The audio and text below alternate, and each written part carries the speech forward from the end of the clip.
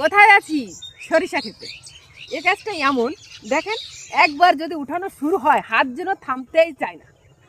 আর এই সরিষা ফুলের বাটার কথা আর কি বলবো। এই শীতে রোদে বসে সরিষা ফুল বাটা খেয়েছেন কখনো?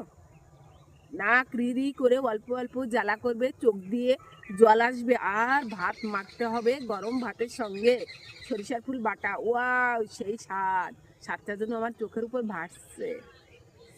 প্রথমে খাইলাম সরিষার গাছ, তারপরে খাইলাম সরিষার পাতা, আর এবার খাবো সরিষার ফুল। তারপরে কি খাবো? সরিষা আর সরিষার তেল। তাই দেরি না করে চলে আসলাম সরিষার ফুল তুলতে। দেখেন, আমাদের ক্ষেতটার সরিষা কিন্তু গেঁথে গেছে। সরিষার ফুল উঠানোর কিন্তু একটা সময়ও আছে।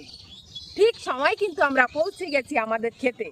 যেই দেখছি সরিষা গেঁথে গেছে, মাথায় ফুল এসে গেছে, দেখেন এখানে কিন্তু আর তেমন করি নাই যখন, তখন বুঝতে হবে যে ফুল ফোটা সরিষা গাঁথা শেষ।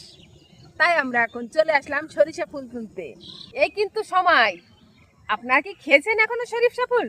না খাইলে তাড়াতাড়ি খেয়ে নিন ঝটপট। আমার কিন্তু একবার খাওয়া শেষ, আবার চলে আসছি ফুল শেষ হওয়ার আগেই আর একবার তুলতে।